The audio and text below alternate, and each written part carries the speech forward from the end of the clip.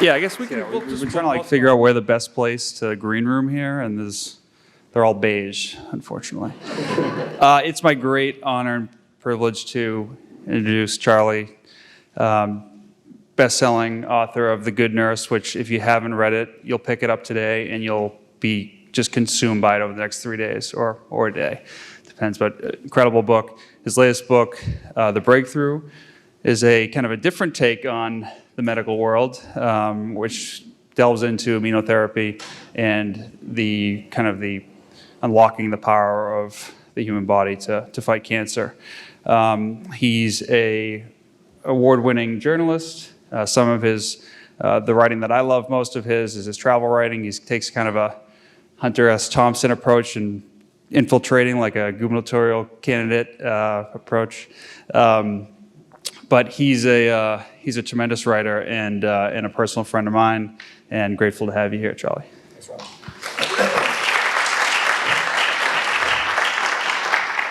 So just to start things off, I thought we could kind of like, I'm going to throw you like a Bush League question just so we can all have an idea of what we're talking about here when we talk about The Breakthrough. Can you give us kind of in a nutshell what we're talking about? Right. Okay. This book, The Breakthrough, it took me 4.5 years to learn how to say it quickly. I guess that's the process of writing a book. Very quickly, why is it that we always know when we have a cold or the flu we have symptoms, but it requires a test usually to know if you have cancer? It's a fascinating question that never occurred to me before, and it turns out the answer to that question is incredibly important. The answer for a long time, for 100 years, the answer, even according to the emperor of all maladies, was that the immune system could not see cancer, couldn't recognize cancer. Cancer's us, right?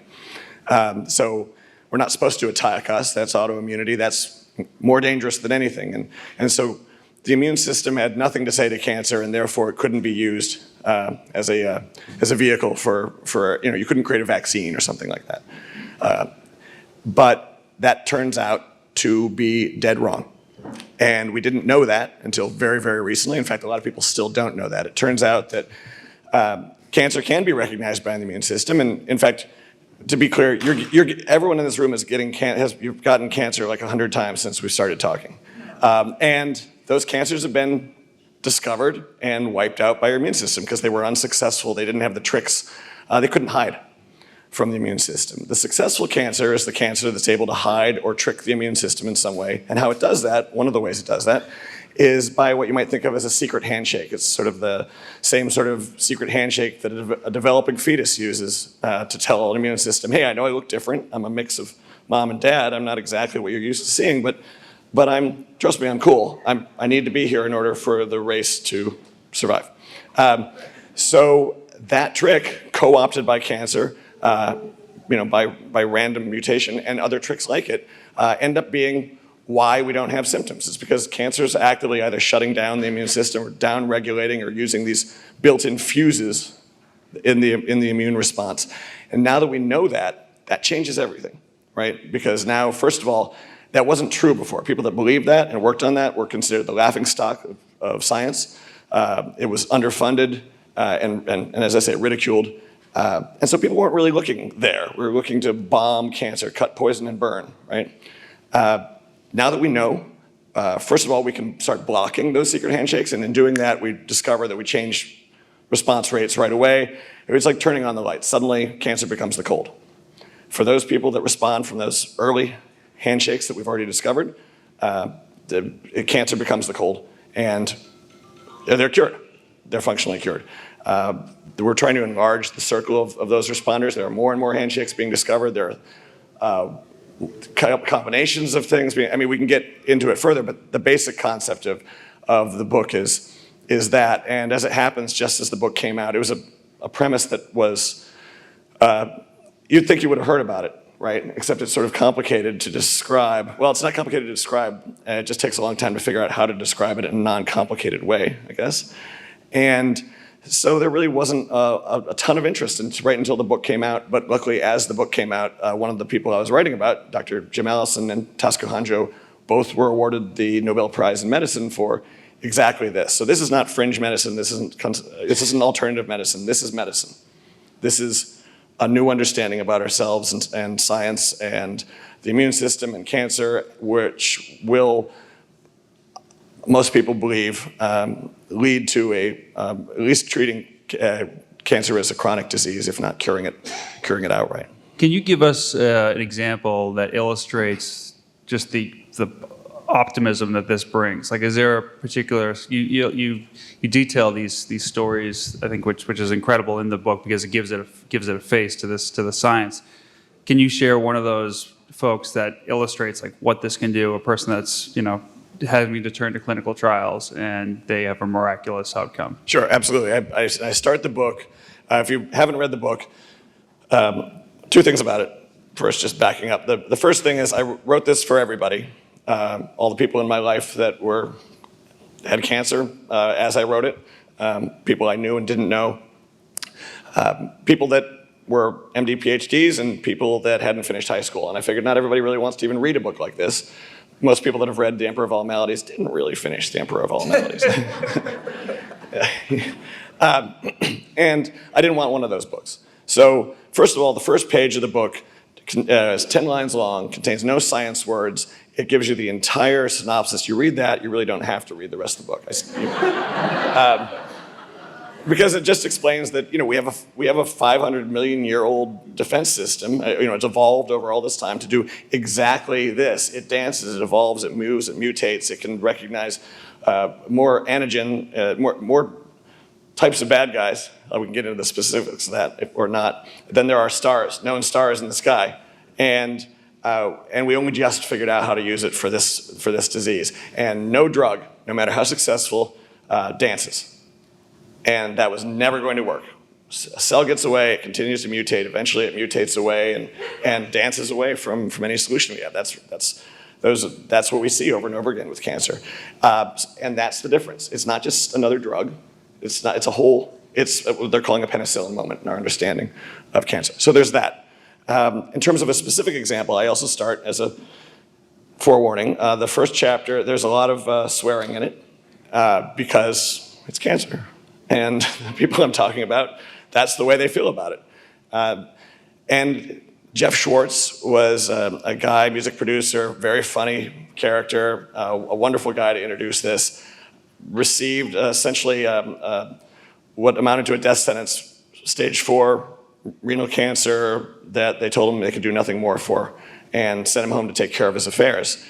And he talked to another physician that he knew, and it happens that Jeff just knows the right guys. He represents bands like Imagine Dragons and Kesha and things like that. And I said, well, no, try these clinical trials, talk to someone else. And so because he happened to get that advice, he happened to take it and got very lucky. I won't give you the whole story, but it's a fascinating, very dramatic story about how he barely got into this clinical trial because, there's not a lot of time to make these decisions. You go on one course of treatment, you can't go on these other courses. Clinical trials, people think they're guinea pigs, there's a placebo arm, or all these other scary things, which aren't true. And they're trying to get his white blood cell count up enough that he can actually get in there because he's so sick. It's either hospice or this trial. And they're rubbing his earlobes, which, believe it or not, has a proven, it's called like the rubbing your earlobe effect or something, and it actually has a documented white blood cell boosting. Trying everything, it's not working. Finally, just gets by the skin of its teeth into this clinical trial for what ends up being one of these handshake blocking drugs, anti-PD-L1, and his cancer goes away. And he's able to, he notices it when one of his young children say, "Hey Dad, you're lifting me up. You didn't do that." And so as a result, he went from hospice to going back to the gym, living his life, being cancer-free. And when it works profoundly. It's very different from chemo and all those other things. And perhaps the most remarkable story about the two incredible things about his story. Jeff Schwartz is just an example. He's a guy, and every human, these are human stories, and so important. We're all humans. But there are lots of Jeff Schwartzes, and I'm hearing all the time from people. Jeff Schwartz was really upset at his oncologist, the guy that sent him home. And unfortunately for that oncologist, their children are in youth soccer together, and so they'd see each other all the time. And so this really outspoken, profane guy would say, you sent me home to die. Don't do that to people. Do not tell them that there's nothing left. And there's still actually a lot of people that don't realize that there are other options, that you should never just be sent home at this point, because we've got 5 drugs that are approved and something like 3,678 in the pipeline that we're just trying to figure out what they do now that we know how to look. The other remarkable thing about Jeff Schwartz, a second thing is that I don't say this, but he says this. He felt like they had nothing left to bill him for, that was the main problem. And that's a matter of paradigm. That's not doctors being evil. I come from a long line of doctors. I've got the greatest respect for doctors and nurses and everyone in healthcare. They give a ton. But people don't always know what to do. And they didn't build a business that way. The hospital didn't build a business that way. And this was radical science. In fact, it was dead wrong until it was absolutely right. And so that's why it's important to spread the message. He spread that message to another young woman who was attached to Imagine Dragons, but she also had Kim White. He felt that was his duty. And she had full remission, and then she wanted to just disappear into the woodwork, and he said, no, look, I've passed it forward, you have to pass it forward. And that's why he shared his, sharing your personal story is a very personal thing. You're really opening yourself up. And the reason he spoke to me was so that I could speak to you, essentially. So these are incredible stories, and tell you how important information is, especially at that moment. Yeah, I mean, maybe I should have noted that while I was reading Charlie's book, I actually was diagnosed with cancer. This was about 6 months ago. So it was on the forefront of my mind when I was reading about it. And one of the questions, I reached out immediately to Charlie. We've been friends. And, one of my questions was, what are the 3 questions I should be asking people, or like my doctors? And when do I know if this is the right approach? Because we have this menu of treatments, which you've just described, where it's chemo, radiation, cut it out. When does immunotherapy come onto the radar for a patient? Right. Well, and with cut, poison, and burn, I want to add before someone will, the thing about speaking generally and hopefully clearly about something that's the intersection of 2 incredibly complicated biologies is that you're sometimes a little wrong in order to get your point across. So there's, in addition to poison, I would say starve. So there's a small molecule, but it is those modalities. You're always treating cancer like a monster. It's Godzilla. You're trying to kill Godzilla without destroying Tokyo. That's the old model. The old model is unleash Tokyo too. The metaphors fall apart at a certain point too, which I discovered over and over again in writing this book. There are certain things I would recommend that I know now to recommend, and one of the most important is hope. That hope is warranted. It used to be that we would sort of put a brave face on things, and that was what hope meant. Hope. We really feel that we know where the full cure to cancer is. It's still a minority of patients, which is, say, less than 50% that respond. But we do know that certain types of cancers respond better than others. Those happen to be, right now, cancers that are, I'm going to say, ugly ones. Skin cancer, or melanoma, kidney cancer, lung cancer, cancers where they've been the front line with the environment, right? And so they're heavily mutated. Those are the most obvious, and they need the most tricks. And we discovered those easy tricks first. Now we're decoding the others. So what you want to be able to do, and each cancer is different. I always want to be very careful. I'm not a physician. You need to check with someone that is, but also make sure you've got someone that's paying attention to this. A comprehensive cancer center of some sort that's tied into the latest stuff, because the latest stuff is changing. The cancers, as I say, that do respond, they can do tests. What we're trying to do now is figure out how to get better tests so that you can make good decisions quickly, because those quickly is important, and that you're not going almost right, but just a little wrong. Your cancer may not have that secret handshake. And so it's good to know that, so you're not looking for that. We're also discovering that the levels of chemo that were previously prescribed are perhaps detrimental enough to the immune system that we should think about first, put a checkpoint blockade inhibitor, the secret handshake in there first. This is some of the most obvious ones.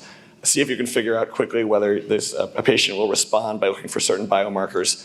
And most importantly, I was doing an interview on television in Kentucky with the University of Kentucky, and I learned there that, first of all, the lung cancer rates are out of control. Second of all, lung cancer is one of these, it's a shame cancer where an incredible statistic, more than half of Americans, the last time they see their physician is when they get a diagnosis because they think they know what's going to happen. And there's this sense that's sometimes given that, well, the first question is, well, did he smoke? Or there's always a little bit of a, as if cancer is somehow, payback. you've earned it. And cancer's responding, lung cancer's responding great. It's one of the better responders. And so when you get the response, which is, we've got nothing left for you to try, you should just, that's wrong. So what's one of the most important things, especially in rural Kentucky, to be able to tell people that's just simply not true. Find a clinical trial, because it's all the things I'm talking about, the new drugs, plus those new drugs in combination with all the old drugs. Because now what we realize is that cancer had a foot on the brakes this entire time. So now we're re-examining all the things that didn't work before and say, well, wait, would they work if we took the brakes off? And it turns out they do. It also turns out, this isn't to replace chemotherapy necessarily, because you blow up a tumor, it becomes, not to get too into the biology, but it becomes like a million wanted posters for your specific type of cancer that get distributed around. A clone army can be built up of defenders specific to that cancer. That's how a vaccine works. And it works if you can if the immune system's not suppressed by the cancer itself. So taking the brakes off, plus distributing the help wanted posters, or the wanted posters about your specific cancer, works even better, turns out. So these treatments are working in combinations. And again, these are really early days. Which begs the question, what time is this going to be at the forefront of, or is it going to be kind of on the menu of treatments that people can pick from? Now.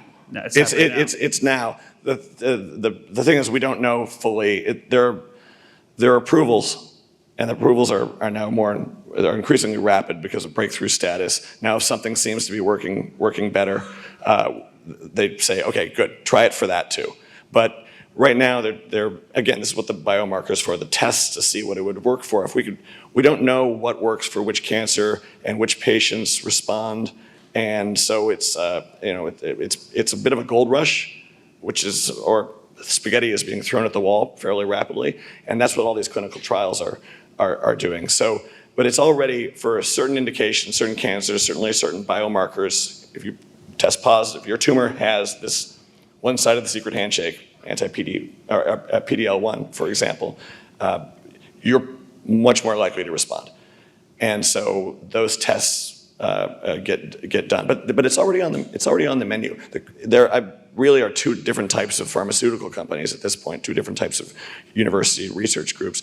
Those who are in immunotherapy now, and those who want to be. There's nothing else. It's no longer controversial in that regard. It's just a matter of how fast can we get there? And also, we don't know the developments. Usually these are once-in-a-generation developments where we slightly improve the numbers, and we go by weeks and months of improvement. We're talking about just enlarging the circles of people that respond fully, and these are generations happening in weeks or months.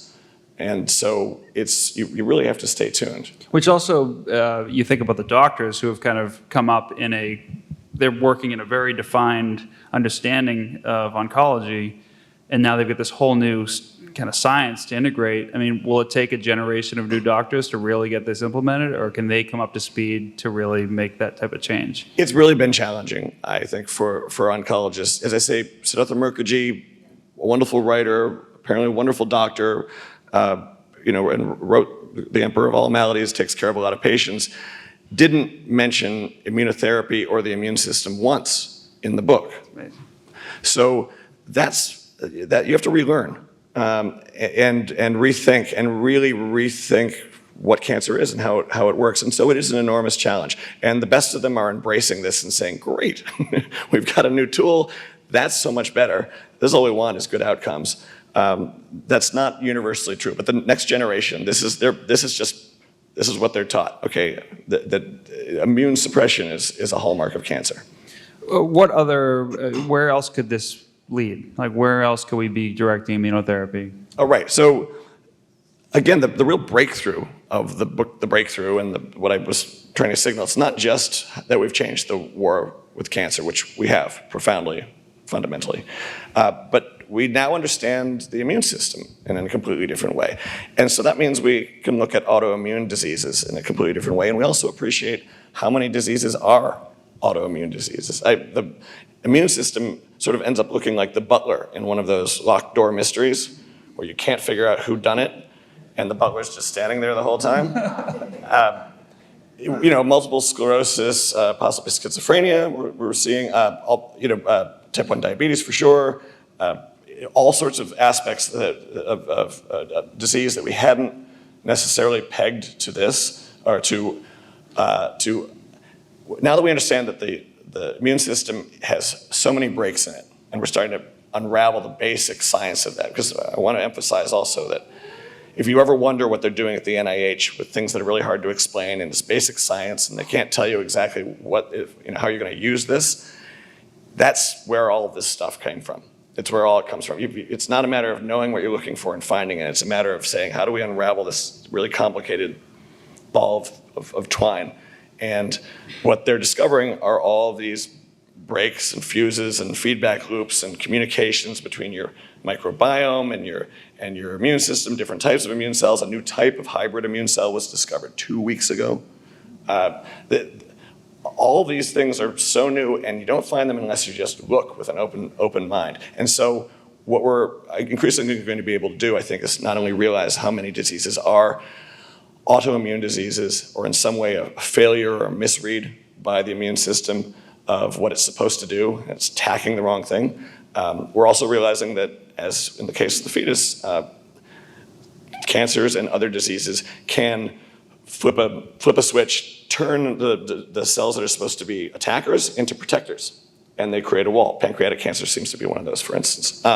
And so now it's really changed disease. It's changed medicine. It's a thrilling time to get into the sciences, and I hear from a lot of young, cusp of career, cusp of big choice science students, and I wrote it so high school kids can read it. I have junior high kids reading it, and they say, "Wow, that's clearly the coolest thing to be doing in life, is studying this stuff, because it's wide open. It's just a wide open field." Can you talk a little bit more about the gut biome and the connection that this? Yeah, this is one you can really geek out on, and it's really, really cool. But the short, concrete version of it is, we were evolved for a very long time as critters. We had a much more complicated diet. We ate all sorts of things, and things lived in us, and we had a very complicated zoo. And toning down that complicated zoo was part of what we learned to do. And now we don't do that. We sort of have a monoculture going, like we're just a big cornfield. And it turns out all those little bugs communicate. And part of what they do, we've sort of evolved together. And we're learning that they actually regulate the immune system. They are, turns out, a very important part of fighting cancer and other diseases, of keeping inflammation at bay, things like that. And so, as a concrete example, again, this is something, it's incredible how much new stuff comes up. I learned while sitting with the guy that was going to be interviewing me, who was a major researcher and physician out of University of Chicago, that was in Kentucky with me. He gave a quick slide presentation to some students at the university there, and it was all new to me. And basically, it was mice that responded to the secret handshake drug, the checkpoint inhibitor. If you switched and there's then some that didn't, you switched their poop, fecal transplant, you switched which one responded.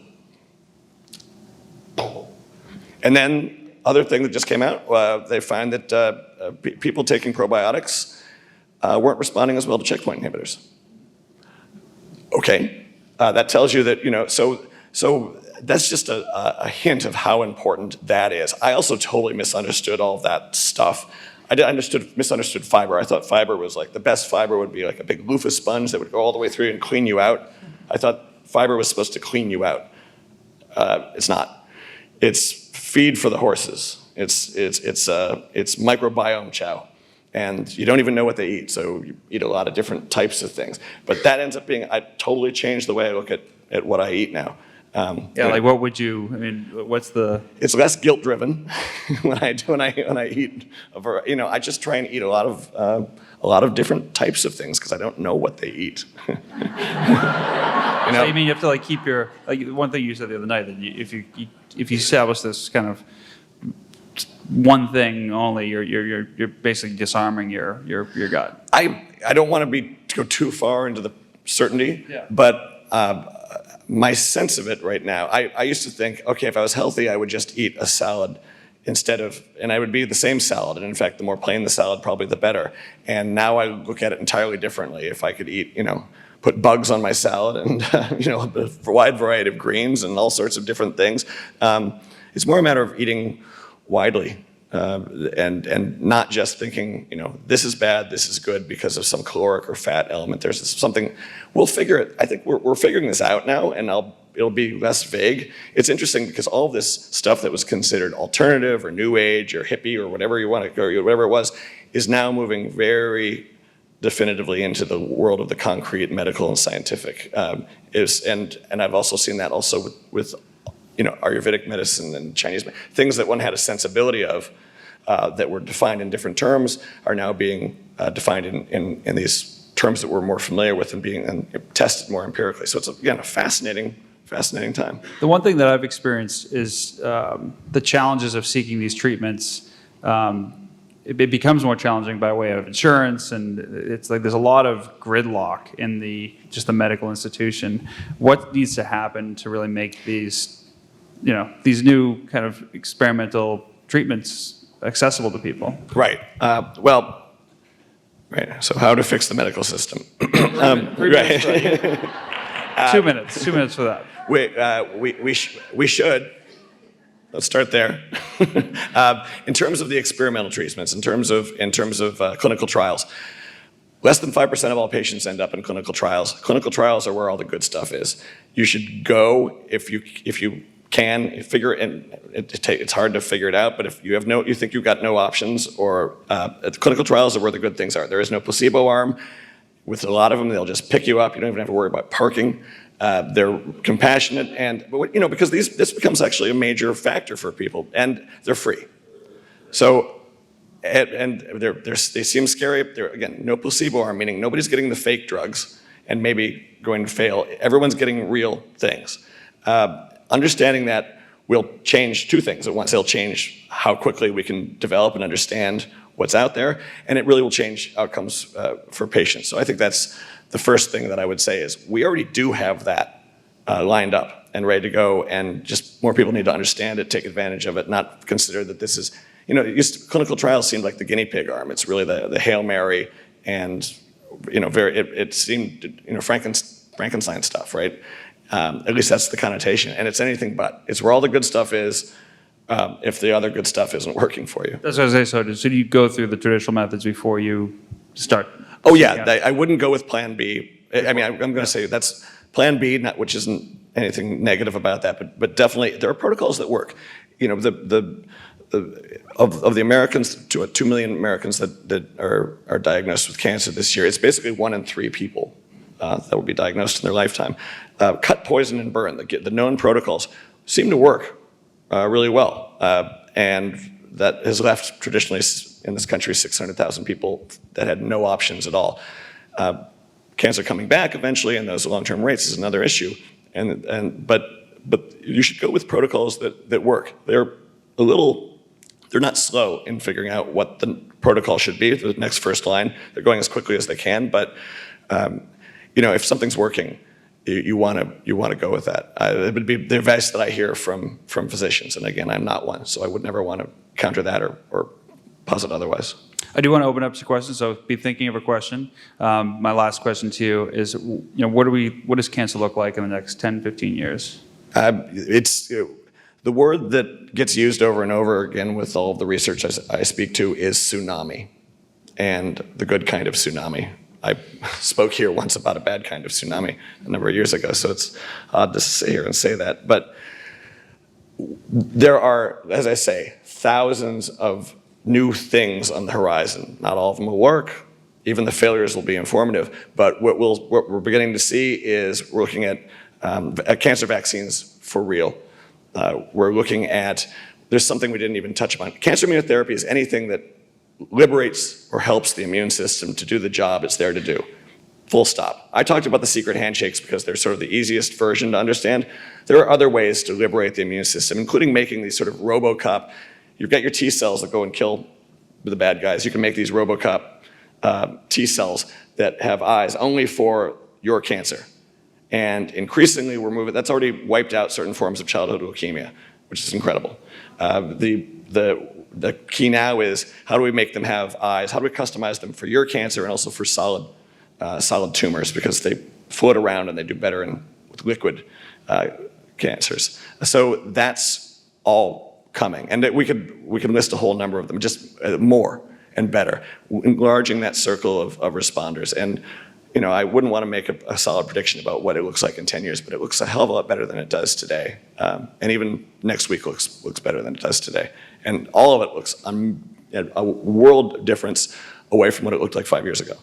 So that's incredible, and that's the breakthrough. And so that hope, the physicians I speak to again, that really are in the middle of this, these are the guys that are bench to bedside, working both sides of the MD, PhD, researching the stuff, making the stuff, treating patients. They tell me that if they can't cure their patients today, they just want to keep them alive long enough so that they could possibly cure them tomorrow with what's coming. That's how strongly they believe in this. And belief and hate and faith and the word cure, never say that. They would never hear that come out of an oncologist's mouth. I wouldn't have parroted it. I wouldn't call my book The Breakthrough. I even make fun of that title because Time Magazine's used it a few times over the past decades, and they turn out to be duds, and people feel that it's a disappointment. This, I describe sometimes as the difference between, in terms of looking for a cure, losing your car keys somewhere in Massachusetts and losing your car keys in your hotel room. We know it has to be here. The immune cure is really the only one that works. We've just figured out that it even exists, and we're only starting to look. So the next 10 years are going to look unrecognizable in a positive way. If we fund it, if we don't defund the NIH, please pay attention to that, because it's getting defunded. No matter what people say in speeches out loud, they're then taking the money away on the back end. We're going to cure childhood cancer, but we're going to take away all the funding that would do that. So pay attention to that. Please vote accordingly. I stay out of the way.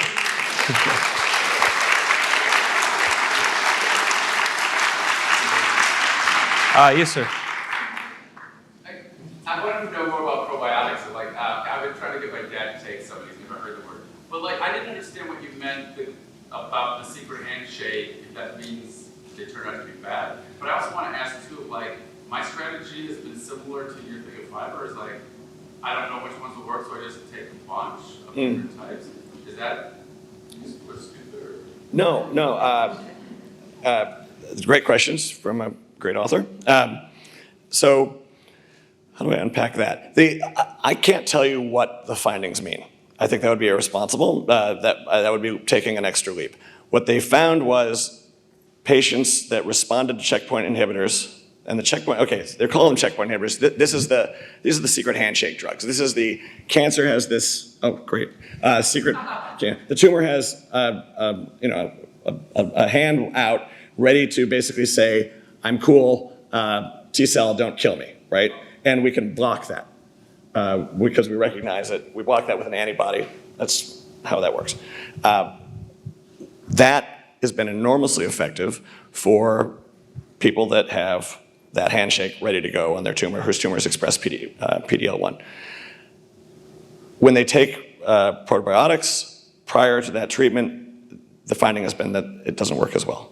Whether that's truly causal, what the full mechanism is, I would be irresponsible to speculate, but that's a finding. That's not to say probiotics are bad, it's just to say maybe bombing your flora with one type of thing at that time is unnecessary because you're getting plenty of, go eat dirt. That's probiotics too. And I mean that.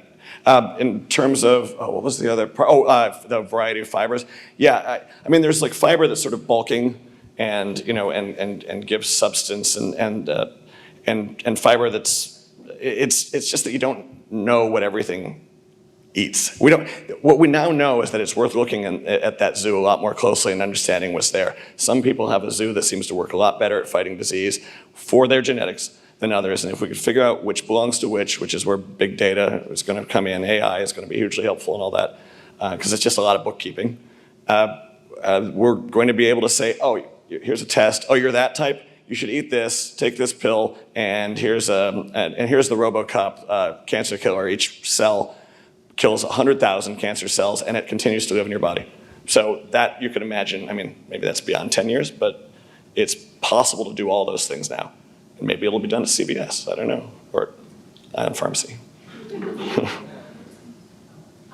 talking to all the physicians and doctors that you talked to, did it sound like there was any type of new cancer on the horizon, like how we didn't know that cigarettes caused cancer 20 years ago, like from our cell phones or the environment or something that we can't yet see coming? Interesting. Yeah, I know that the off-gassing of a fryer over years actually changes carcinoma rates. But that's because I live behind the Brotherhood. I looked that up. I love that I got that in. But it does, it's true. Especially for kids. I've looked at the cell phone stuff a lot. It's very difficult to say for a number of reasons, including frequency, intensity. People are not mice, which is seemingly obvious, but we miss that point all the time. We've cured cancer in mice all the time. The mice are doing great. It just doesn't seem to translate. And yet there is a causality. And what's 5G going to do? I don't know. What's happening with everything bombing around all the time? It might be meaningful, but nothing's been absolutely conclusive. I no longer think tinfoil hats are crazy, but that doesn't necessarily mean that I'm right. So I want to separate the scientific from the personal in that regard. There's always some new finding about what's going on, and I read a lot of theory. Why are there so many? Why there's such an uptick in colorectal cancer among young people right now? Why? Some people blame the addition of folic acid, the acidification of food in order to prevent botulism because of canned food.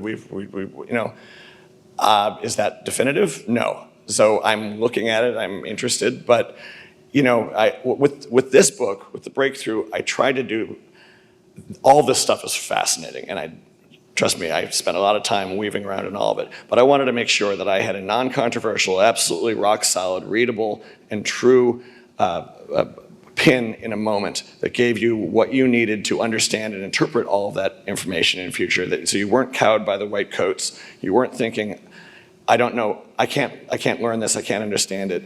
If you want to understand that coming tsunami and data that I'm talking about like that, having a basic understanding of what's going on in your body, as best as we understand it, how that all works, is really, really essential. And so, it wasn't my background. It took a long time to fight my way into that, and I fight my way out of that, hopefully in a way that everyone can, there's a really interesting view on this mountaintop, and it took a long time to beat this path all the way around, but I hope that everyone can go up there and see that and then interpret all this data that you're talking about, and make some of your own conclusions, but also understand the scientific conclusions, understand the difference between real science and fake news.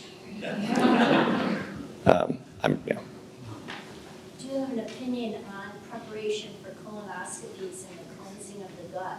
It's detrimental. Not really. I don't. I wouldn't feel comfortable. I do have an opinion about pre-op colonoscopy protocols.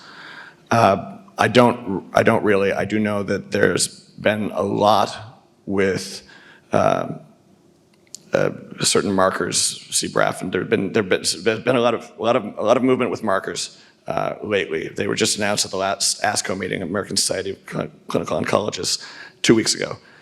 3 or 4 different things, bing, bing, bing, that were really interesting, and as well as some data, I believe, on possibly pre-treating with checkpoint inhibitors just before operation. A good friend of mine, who I painted a lot of interiors over the winters, another writer, over many years ago.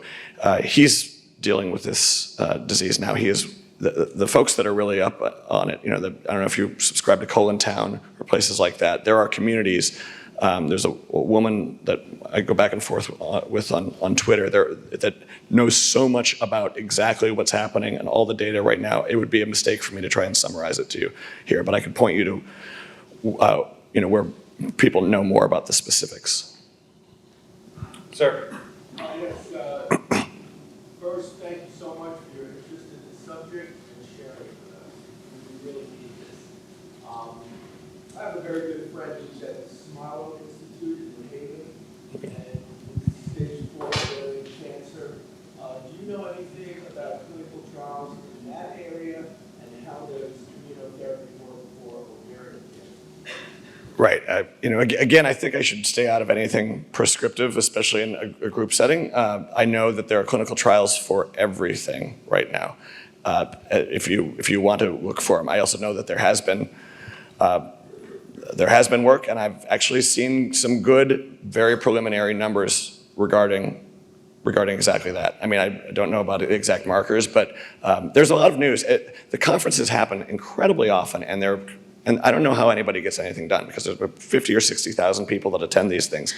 But they're hugely subscribed to now, and because there's so much to say and so much information to share. And each time that happens, a raft of data comes out. And it's about cancers that, including pancreatic cancer, as I say, or cancers that were not responsive, these orphan cancers as well. So again, this is probably not a directly helpful question, but if I could figure out a way to point you towards where to get specific answers for that, because I don't have any magic bullets for each type that I could deliver from the stage, I think. But the short version is there are places to go, there are things to do, and I would do them and try them.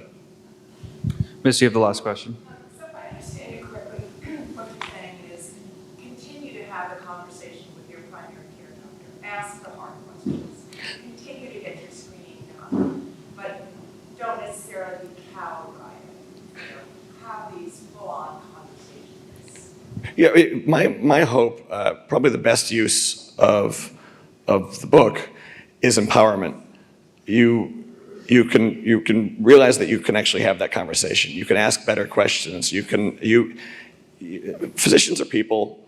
When folks get a diagnosis, often they go to ground and surround themselves with their most familiars, and sometimes those are the trusted family physician who may not be the best person for this specific thing. And that's really important because you don't want to insult them by saying, I need to go somewhere else and ask another question. It's not insulting, it's important. And I think if you read and understand that, you'll have a BS detector a little bit to know when they themselves don't understand your question, perhaps. And to look somewhere else. So it is really important because I've found a lot of physicians that did not know, or that use this as a way to learn, use the book as a way to learn about it.